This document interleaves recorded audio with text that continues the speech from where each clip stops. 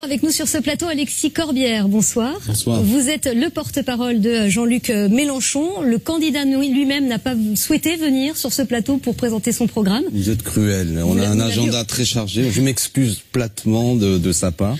Et voilà, j'espère que vous ne serez pas trop déçus de m'avoir. Nous sommes très heureux de vous avoir. C'est vrai que vous parlez d'une question d'agenda. C'est vrai que Jean-Luc Mélenchon fait assez peu de déplacements, 1 à 2 meetings par semaine. Il a 65 ans, c'est le plus âgé des 5 grands candidats. Est-ce qu'il se préserve? Non, mais il fait beaucoup de choses. Si chacun peut mesurer l'agenda quand même extrêmement chargé, vous savez. Il y a notamment dimanche un grand meeting que nous organisons à Marseille. Pour ceux qui nous regardent et qui sont de la région, venez, sur le port de la Canebière, c'est un grand moment. Puis ensuite, il y aura Lille, Toulouse. Oui, puis en 2012, il avait terminé très fatigué la campagne, donc peut-être qu'il veut, se préserver un peu. Non, je sais pas, oui, mais c'est important. Non, mais écoutez, il faut rythmer une campagne, que ce soit par les thèmes que nous mettons en avant, les événements, puis aussi les organismes. Mais il va très bien, vous inquiétez pas. Bon, et puis même, il y a une ambiance qui est plutôt positive. Mais je m'excuse que ça tombe sur M6. Non, mais franchement, vous savez, il y a une multiplication aujourd'hui de rendez-vous médiatiques. Très bien, on a compris, voilà. On a compris. Alors, on vous a beaucoup posé la question, bien sûr, mais je vais y revenir quand même, forcément. Selon un tout dernier sondage, Jean-Luc Mélenchon est crédité de 19% des voix, à égalité avec François Fillon. Benoît Hamon de près de 9% des suffrages.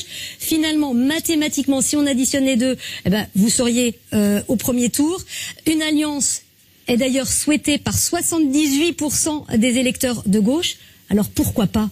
Qu'est-ce qui bloque? Mais comment on dénoue ça? J'entends bien, mais alors il faut que le Parti socialiste retire son candidat. C'est un peu arrogant. Vous savez, j'ai écouté Benoît Hamon, tout à fait respectable. Lui, chaque fois qu'il a lancé un appel à l'unité, il a dit c'est derrière moi. Bon, donc au bout d'un moment, on pouvait l'entendre. Au départ, il était d'ailleurs devant Jean-Luc Mélenchon dans le sondage. Voilà, donc il fallait que les sondages servent pour seul argument. Et moi, je pense que c'était une erreur. Et les faits semblent le prouver. Après 5 ans de gouvernement de François Hollande, il n'y a pas une majorité populaire qui se retrouvera derrière un candidat du Parti socialiste. Et puis fondamentalement aussi, notre campagne, elle s'adresse vraiment à la grande masse de nos concitoyens. Il y a 44,6 millions d'électeurs. Beaucoup de gens qui aujourd'hui sont assez troublés par le bilan de ce quinquennat. Beaucoup de gens qui même ne se définissent pas particulièrement de gauche, mais auxquels nous voulons parler. Et c'est ça qui est la particularité de notre campagne. Pour gagner, il faut faire reculer l'abstention. C'est pas en additionnant, vous savez, les petits bouts de parti. Moi, je crois que les gens en ont assez. C'est pas une guerre d'ego entre les deux hommes, alors? Mais pourquoi chaque fois ramener la politique à une question d'ego? Allez, on va ramener la politique à non, mais je peux peut-être annuler ce journal, puis vous avez qu'à fusionner avec une autre chaîne de télévision. Vous trouveriez ça un peu arrogant si je vous disais ça comme ça. Non, mais je crois que, pour quelle raison la campagne Mélenchon, elle est en dynamique aujourd'hui? C'est qu'il me semble qu'elle est au carrefour des préoccupations centrales des Français. Questions sociales, écologiques et démocratiques. Justement, et le problème de Benoît Hamon, c'est qu'il charrie avec lui le bilan de François Hollande. On va parler de ce programme et on va rentrer dans le détail des propositions. Notre journal est très regardé par les jeunes. C'est le plus regardé par les jeunes. On a donc choisi des thèmes qui concernent les jeunes. Je vous propose de les regarder d'ailleurs. On va commencer par le premier d'entre eux, le SMIC à 1300 €, 1320 € net mensuel précisément. Le SMIC est actuellement à 1150 € net par mois, 200 € de plus. Est-ce que c'est réalisable? 173 pour être précis. Oui, non, mais vous avez raison. 173 €, c'est vrai. Est-ce que c'est réalisable pour les entreprises, notamment pour les petites et moyennes entreprises, parfois en difficulté? Oui, mais vous savez, alors c'est réalisable bien sûr. Déjà, partons de pour quelle raison nous faisons ça, c'est qu'aujourd'hui le seuil de pauvreté est estimé à 1000 €, 1008 €, une fois que les impôts sont payés et que les aides sociales sont ajoutées. Vous imaginez que le salaire minimum de ce pays est quasiment une centaine d'euros du seuil minimum de pauvreté. Ça n'est pas tolérable. Et donc il faut augmenter le SMIC, qui concerne quand même 14% de salariés. Ça fait du bien à l'économie, ça relance la consommation populaire. Deuxièmement, c'est possible. Vous savez, en vérité, souvent les gens qui sont payés au SMIC se concentrent dans des secteurs d'activité qui sont non délocalisables. Et notamment dans la grande distribution, tourisme, la grande distribution aussi, qui réalise des profits colossaux. Donc vous voyez, nous avons toute une série de mesures, un fonds inter-entreprises qui pourrait permettre que la fiscalité des grandes entreprises aide à faire baisser la fiscalité des petites entreprises, une forme de solidarité, aussi mettre le taux d'escompte à taux zéro grâce à notre banque publique, à notre BPI, qui permettra notamment d'avancer en quelque sorte le règlement des factures pour les petites entreprises. Donc c'est possible. Vous voyez, et ça n'est pas vrai, contrairement à l'idée reçue, que c'est dans les TPE et PME que se concentrent les salariés qui sont payés au SMIC. Mais ça fera du bien à tout le monde. Je répète, le principal volant d'entraînement de l'économie, c'est la consommation populaire. Et augmenter les salaires, ça fait du bien. Vous souhaitez l'augmenter. Deuxième thème. Et ensuite, c'est par décret, évidemment, que nous le ferons. Je vous en prie. Deuxième thème, l'école gratuite, 100% gratuite, oui. De la cantine au transport et aux fournitures. Tout à fait. Aujourd'hui, pour la cantine, par exemple, il existe un tarif dégressif. Les plus aisés payent finalement pour les plus démunis. Vous allez remettre ça en cause, c'est paradoxal. Non, ça repose beaucoup sur, pour ce qui est ce qu'on appelle les catégories moyennes, les catégories, c'est quand même assez important quand on a 1 ou 2 enfants, quand s'additionne après toute une série de frais, on a là quand même quelque chose qui est assez injuste. Ça reste tout de même bien souvent une difficulté pour beaucoup de familles. Les plus riches ne paieraient pas pour les plus pauvres? Mais vous savez, nous avons une grande philosophie. Si, c'est précisément l'objet de notre grande réforme fiscale, où je peux vous la présenter, mais on change un peu de sujet, 14 tranches d'impôts qui permet que les plus riches effectivement participent plus à la solidarité nationale que les plus pauvres. Donc il n'y a pas de problème avec ça. Par contre, si on part du principe que la belle promesse de l'école gratuite doit se perpétuer, aujourd'hui quasiment tous les enfants vont manger à l'école, le transport dans beaucoup de régions est quasi obligation.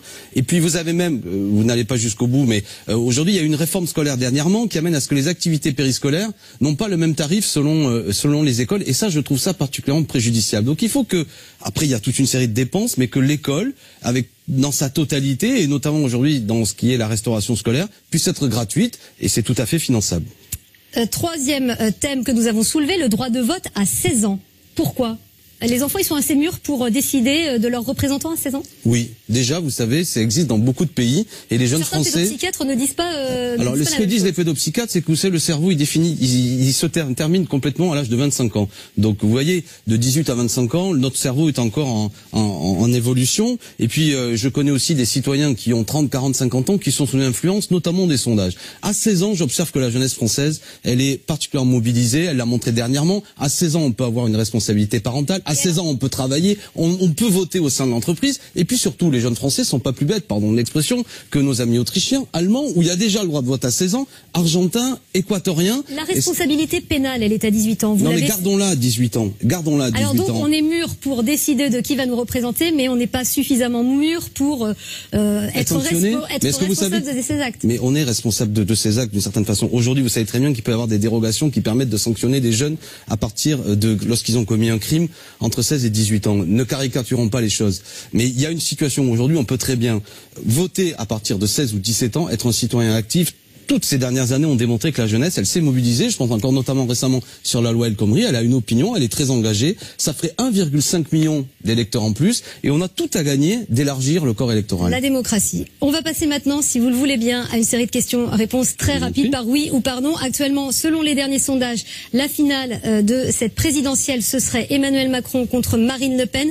Vous appelleriez dans ce cas à voter Emmanuel Macron? Ce que nous disent surtout les sondages auxquels j'accorde une certaine réserve, c'est qu'il y a 4 candidats qui peuvent être au second tour. Moi, je me bats pour que Jean-Luc Mélenchon soit au second tour, et je veux pas infantiliser. Non, mais je veux pas infantiliser la situation, et je vais pas répondre à ce genre de questions, parce que la question, moi, sur le terrain sur lequel je me bats, c'est celui de créer les conditions que Jean-Luc Mélenchon soit au second tour. Parce que Madame Le Pen a un projet particulièrement dangereux, et je considère que le programme économique et social de Monsieur Macron créerait les conditions d'un chaos aussi dans le pays. Donc, vous voyez, ce que je crois bon pour le pays, donc je ne suis pas en culotte courte. Pour l'instant, vous ne voulez pas de... Pardon? Non, mais parce que je sais aussi, comme je vous regarde, ce n'est pas une question que vous posez aux autres candidats. Si Jean-Luc Mélenchon est au second tour, quand il y avait M. Macron l'autre jour, vous ne lui avez pas posé la question. C'est pas moi qui faisais l'interview. D'accord, mais la question n'a pas été posée. Donc Mélenchon n'est pas un sous-candidat auquel... Vous voyez ce que je veux dire? Mélenchon, il peut gagner cette élection présidentielle, donc il faut se poser la question, comment on le fait? Notamment, je crois, en continuant à écouter nos meetings et en écoutant nos Jean-Luc Mélenchon, on va parler un petit peu de lui. Son plus gros défaut? Ah, je sais pas, c'est un homme que je trouve qui a beaucoup de courage et une cohérence. Ça, c'est pas un défaut. Mais moi, vous savez, quand on est porte-parole d'un candidat, on n'est pas là pour dire les défauts. Mais je crois que, allez, je vous en prends un. Effectivement, c'est un homme qui est sensible, effectivement, à l'injustice et qui, par moments, peut s'indigner. S'indigner trop fort. Bah oui, mais je crois que c'est une qualité. Sa plus grande qualité? Son courage, vous l'avez dit. Allez, je le dis. Non, mais une cohérence, c'est un homme qui est resté fidèle à une idée pendant toute sa vie, avec tous les conséquences que ça peut avoir. Et je crois que non seulement aujourd'hui on a un programme qui rentre en cohérence avec les attentes de beaucoup de gens, mais il y a aussi un caractère qui le porte. Et c'est ça que les gens lui reconnaissent comme une qualité. Merci beaucoup, Alexis Corbière, d'être venu sur notre plateau.